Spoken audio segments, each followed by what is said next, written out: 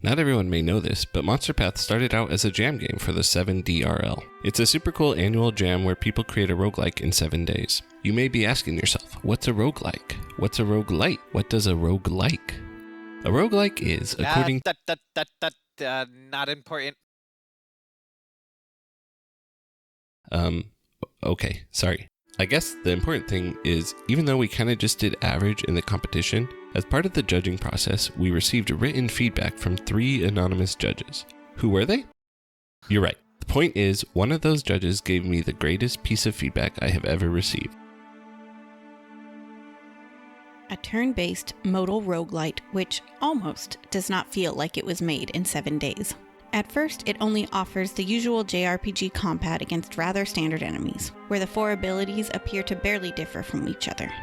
As you start getting better and leveling up, you replace the more generic skills with their elemental equivalents and start facing more enemy types, but it still feels rather standard. I swear it gets better. Until you appreciate just how much decision-making is involved on the map, and in deciding who to fight in the first place.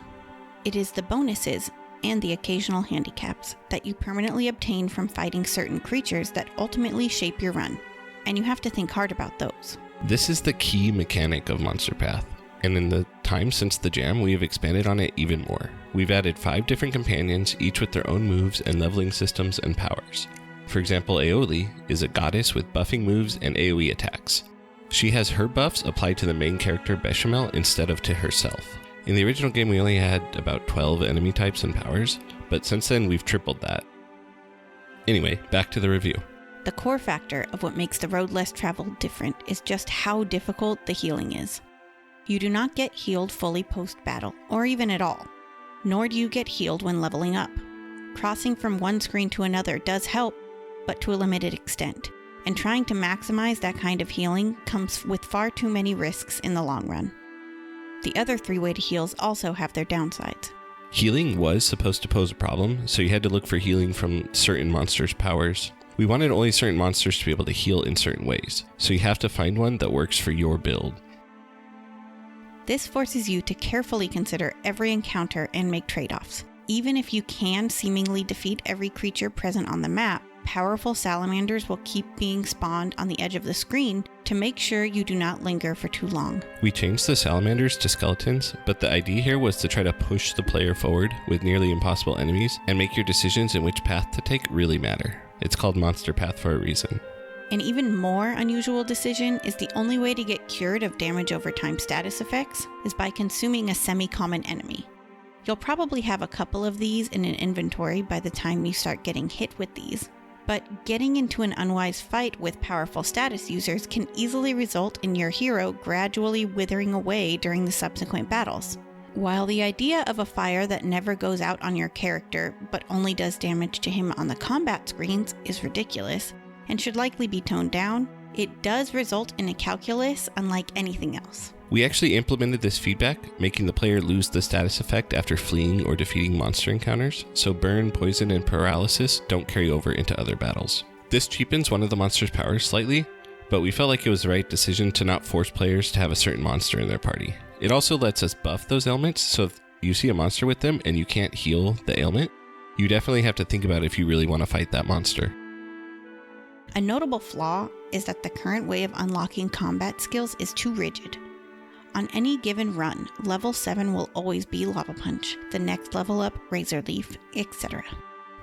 When combined with the complete lack of UI information about skill properties and the requirements to drop old moves to learn new ones, the outcome is that you'll likely end up rejecting a majority of the moves offered due to not fitting your playstyle at the time. And it does not help that some often feel like straight up downgrades of your previous moves. A system where you are instead given a choice out of 2 to 3 skills drawn from a pool appropriate to your current level would help create more interesting runs. This one, we wholesale just put into the game. There are 6 tiers of moves, and based on the player's level, you gain 1 to 5 star attacks randomly after each level. It also lets you pick between 3 attacks now. This makes each run have a little bit more RNG, and you actually have to think about how your moves pair with your monsters and your power-ups.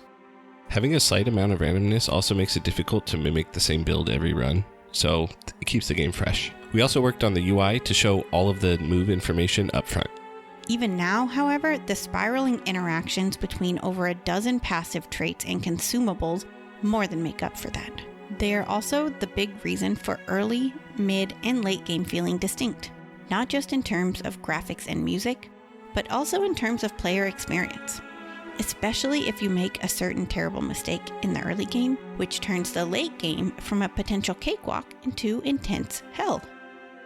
We want every choice to matter, but killing the player in situations where they didn't do something right 10 minutes ago can feel exhausting and upsetting, because they didn't realize that they made a slightly unoptimized choice. But I feel it needs to be there in a way so that when you take those optimized choices, they're meaningful. So we tried to make bad choices lead to short-term pain, but you can fix it. But we do operate on like a 3-strike rule. If you make 3 bad decisions, you can probably expect to die very quickly. I don't think it's bad to fail, especially in roguelikes. We learn from failures, not in spite of them. The best part of this review is that the judge looked at our unpolished 7-day jam game and saw all the design pillars that we imagined, and also thought about what they would look like when they were fully fleshed out. The judge offered tons of good ideas that were in line with those pillars and that we could expand on. One of the hardest things during game dev is getting feedback from players who are impartial, but also your target audience. Having someone play your game multiple times and then offer pages of feedback, it's OP. So thank you, Mystery Judge.